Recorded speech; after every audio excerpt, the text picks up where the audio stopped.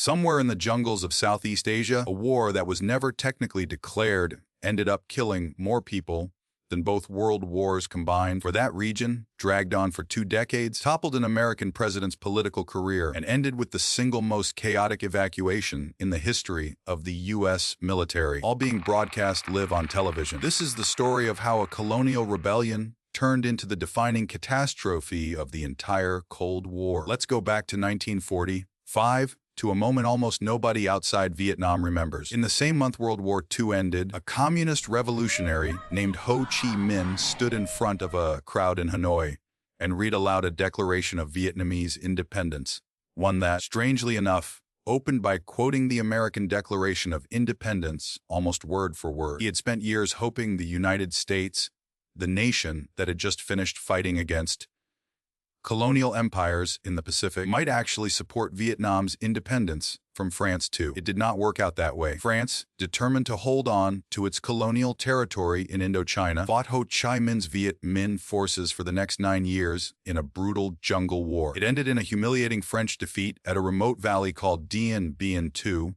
in May of 1954, where Viet Minh forces dragged heavy artillery by hand through the mountains and surrounded an entire French garrison until it collapsed. France was finished in Vietnam, but instead of peace, the country got a peace conference that cut it cleanly in half. The Geneva Accords of 1950 split Vietnam at the 17th parallel, a communist led north under Ho Chi Minh and a Western backed south under a Catholic anti-communist politician named Ngo Dinh Diem. The agreement called for nationwide elections to reunify the country within 2 years. Those elections never happened. American officials at the time openly acknowledged, in private, that Ho Chi Minh would have almost certainly won a fair nationwide vote by an overwhelming majority, a fact that made a free election the one thing Washington was absolutely unwilling to allow. So instead, South Vietnam became a Cold War experiment. The idea driving American policy was something officials called the domino theory.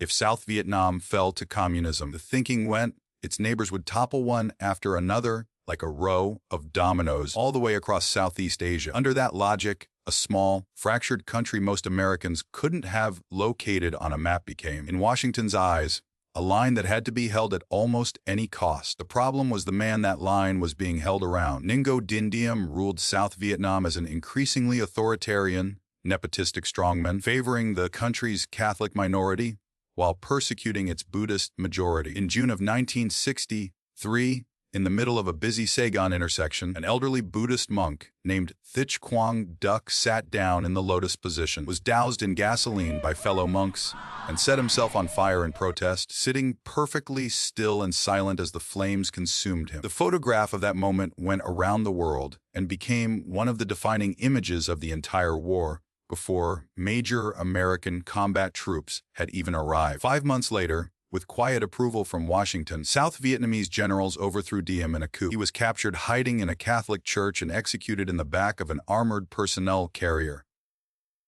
President John F. Kennedy would himself be assassinated less than 3 weeks later, leaving the growing Vietnam problem to his successor, Lyndon B. Johnson. Johnson didn't want a full-scale war, but he got one anyway from an incident that historians still argue over to this day. In August of 1964, the U.S. Navy reported that American destroyers had been attacked by North Vietnamese torpedo boats in the Gulf of Tonkin. A second reported attack 2 days later, the one that actually triggered the war, turned out almost certainly never to have happened at all. A false radar reading amplified by jumpy sonar operators in stormy weather, later admitted even by officials at the time. It didn't matter. Congress overwhelmingly passed the Gulf of Tonkin Resolution, handing Johnson sweeping authority to escalate military action in Vietnam without ever formally declaring war. By March of 1965, the first American combat troops were waiting ashore on the beaches near Da Nang, and hundreds of thousands more would follow. What followed was 8 years of exactly the kind of war the world's most powerful military was least prepared to fight. American forces, backed by devastating air power, controlled almost every conventional battle they fought. Search and destroy missions swept through villages, napalm and Agent Orange defoliant scorched vast stretches of jungle, and the body counts. The metric Secretary of Defense Robert McNamara insisted on tracking obsessively, always favored the United States by enormous margins. And none of it mattered, because the enemy wasn't playing that game. North Vietnamese forces and their southern guerrilla allies, the Viet Cong, fought a war of ambush, tunnels, and patience, absorbing enormous losses while slowly bleeding American public support back home through a war with no front line, no clear victory condition, and thanks to television, no way to hide the cost from ordinary Americans watching the evening news. Back home, the war was reshaping American society in ways nobody in Washington had planned for. The draft pulled hundreds of thousands of young American men, disproportionately poorer and working class, into a war a large and growing share of the country increasingly saw no clear purpose in fighting. College campuses became the epicenter of a massive anti-war movement, with demonstrations, draft card burnings, and mass protests growing larger and angrier by the year. By January of 1960, 8 U.S. commanders were telling Washington and the public that the war was being won, that the enemy was running out of steam. Then came Tet. On the Vietnamese Lunar New Year holiday, North Vietnamese and Viet Cong forces launched a massive, coordinated surprise offensive across more than 100 cities and towns throughout South Vietnam, simultaneously, including a direct assault on the U.S. Embassy grounds in the heart of Saigon itself. Militarily, the Tet offensive was a catastrophic failure for the Communists.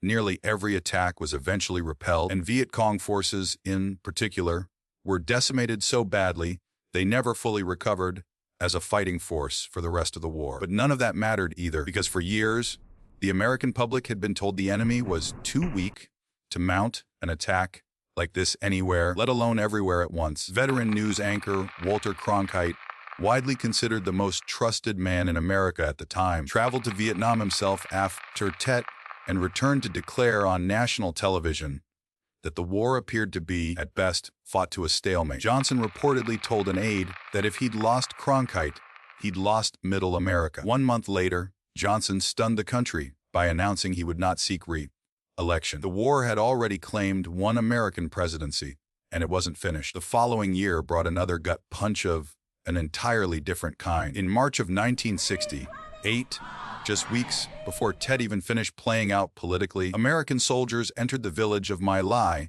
and killed several hundred unarmed civilians, mostly women, children, and the elderly, in a massacre the Army spent over a year actively covering up before journalist investigations forced it into the open. For a growing share of the American public, My Lai became undeniable proof that the war had lost any claim to a moral high ground. The anti-war movement reached a devastating peak of its own in May of 1970, when Ohio National Guard troops opened fire on unarmed student protesters at Kent State University, killing 4 and wounding 9 others in just 13 seconds. Photographs of the aftermath shocked a country that had, by then, already grown deeply divided over a war with no end in sight. Richard Nixon inherited this mess in 1969, campaigning on a vague promise to end the war while secretly doing something almost nobody expected, expanding it. Nixon and his national security advisor, Henry Kissinger, authorized a massive covert bombing campaign against neighboring Cambodia, hoping to cut off North Vietnamese supply lines, all while keeping the operation hidden from Congress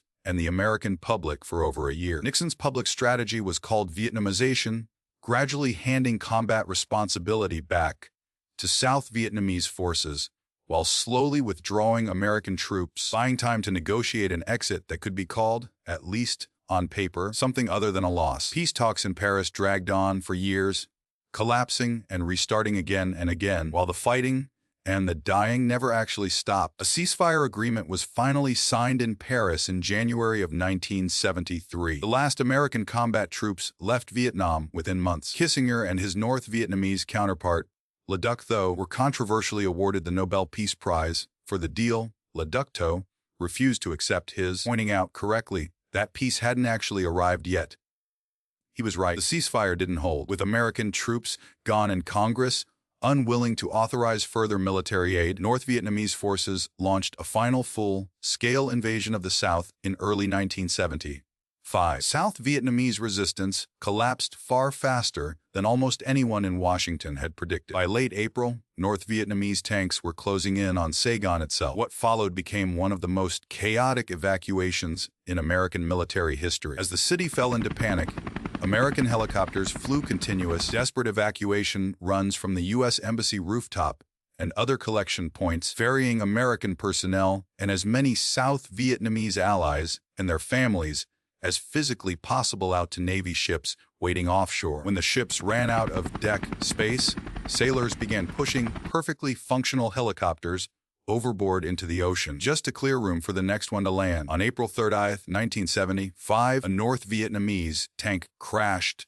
through the gates of the presidential palace in Saigon. The war was over. Vietnam was reunified under a single communist government, and the city of Saigon itself was renamed Ho Chi Minh City in honor of a man who had died 6 years earlier and never lived to see it. By the time the guns finally fell silent, well over 1 million Vietnamese soldiers and somewhere between 2 and 4 million Vietnamese civilians were dead, alongside over 8,000 American service members whose names are now etched into a black granite wall in Washington, D.C. Years after leaving office, Robert McNamara, the very defense secretary who had once insisted the war's progress could be measured in body counts, publicly admitted in his memoirs that he and his colleagues had been wrong, terribly wrong about Vietnam, a confession that arrived decades too late for the men who never came home. General Vo Nguyen Giap, the North Vietnamese commander who had outlasted both the French and the Americans, would later reflect that his side had simply been willing to sacrifice more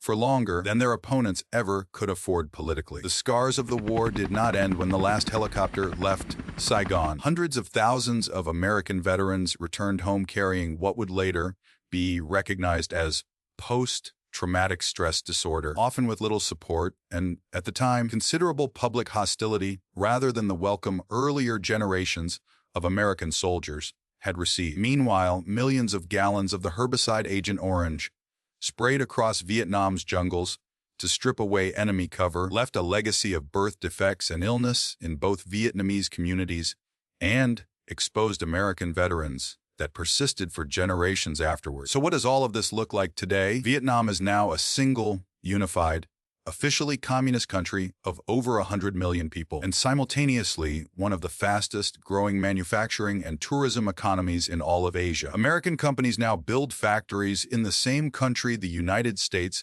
once dropped more explosive tonnage on than every side combined used in the entirety of World War II. In 2023, an American president stood in Hanoi, the former capital of a country the U.S. once went to war to prevent from existing, and signed a formal strategic partnership agreement with Vietnam's Communist Party leadership. The Vietnam Veterans Memorial in Washington remains one of the most visited monuments in the country, its polished black stone reflecting the faces of visitors back at them alongside the 8,000 names carved into it. And in the jungles and rice paddies of Vietnam itself, unexploded ordnance from a war that ended nearly half a century ago still occasionally kills farmers and children to this day, a quiet, ongoing casualty count from a war that, on paper, ended a very long time ago.